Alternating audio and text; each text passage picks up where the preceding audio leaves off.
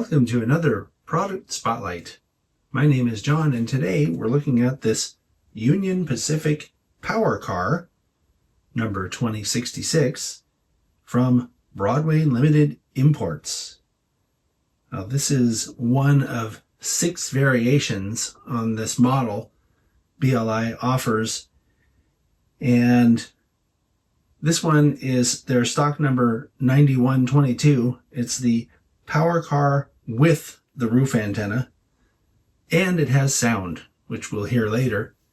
But I wanted to mention on their website, these models have an MSRP of either $119.95 without sound or $149.95 with sound. That goes for both the decorated and undecorated versions. And these are MSRP numbers, so keep in mind that if you shop around, you'll probably find it for less. I'm borrowing this model that was purchased at a local train shop here where I live for $134.95, just to give you an idea of street price. This model comes packed in a sturdy cardboard box with this sort of clamshell case. It has some marketing information, warranty information. This paper down here is for disassembly and maintenance instructions. It tells you how to remove the shell and which parts to lubricate. There's also an exploded view drawing over here, and then this little magnetic wand. The package also includes this small parts bag with additional parts to be installed by the modeler. BLI mentions that the compatible track code for these models is 70, 83, or 100, and the minimum operating radius for these models is 18 inches. Anyway, as I was saying, these models come in the various different configurations. Your best bet is to go to the BLI website and see if they have what you're looking for, and then shop around for the best price. The paint and markings on this model are really, really well done. The yellow looks like the right color. It covers very well. The letter spacing and everything is also very accurate. And something else I noticed was that there's no fuzziness between the separation lines between the gray, red, and yellow paints or markings. Really pretty. Also, these appear to be photo etched grills on the top here. That's really cool.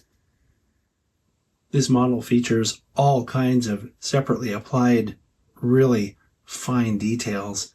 And I'm talking about everything from the brake wheel to the diaphragm. It's not a working diaphragm, but it is a separately applied diaphragm, which presents a nice, I guess, illusion of depth here. And then down here, we have separately applied detail parts. It's kind of hard to tell from this angle. Maybe I can turn it a little bit and you can see inside the vestibule there, this window actually has a black sort of gasket treatment that looks really good. And then you can see that there are separately applied grabs on either side of the doorway. This is a really super detailed model. Here's a look at the other side of the brake end, and I'll take this opportunity just to point out this separately applied antenna detail here on the end. Here's the other side of the car, and I'll take this moment to point out, by tipping this up, that the detail that shows from under the car is different on this side compared to what we saw on the other side, and that's because all of the underbody detail is accurate and separately applied as well. We'll look at that in just a minute.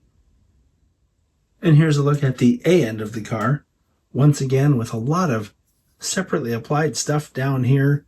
There's a bunch of separately applied roof detail that's visible from this angle. And there's something about these diaphragms that just really pops. Here's a look at the roof detail, and I just have to say that it's really impressive because all the grates, like over here, this is photo etched. These look to be separately applied. I don't think they're photo etched, but they are separately applied. But look at all this detail over here. There's a lot going on in this area of the car. and that's all separately applied stuff.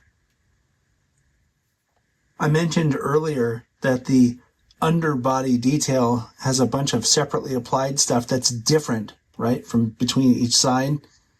And this is what I'm talking about. These little boxes, or, whatever they are, they look like electrical boxes or something like that.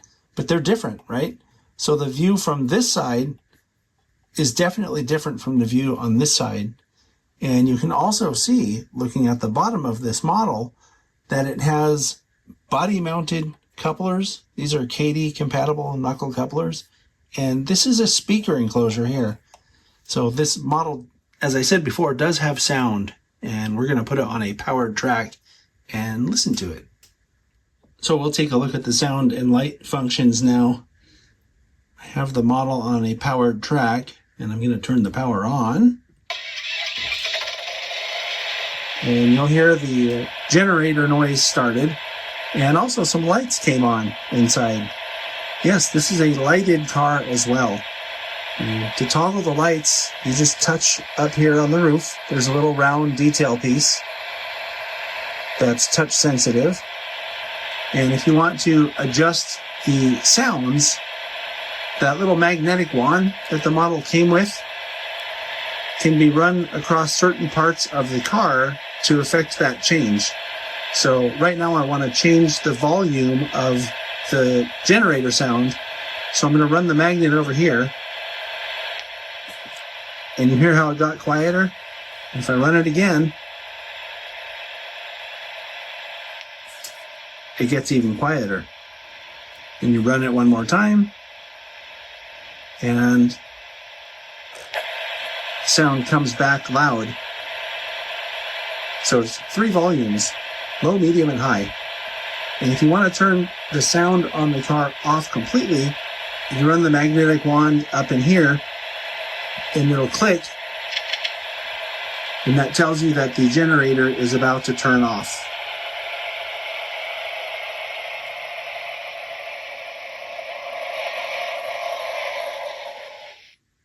So if you get tired of listening to it, that's how you turn the sound off. The model weighs about 7.2 ounces. My cheat sheet for the NMRA recommended weight tops out at 6.5, but if it had a 7, it would be about here. This is a really well done model of a prototype that used to be completely unavailable. If you wanted a UP power car, you'd have to scratch build one yourself, or if you were lucky, you might find that someone did it in brass, which would make the price tag even higher than what we have in this plastic model.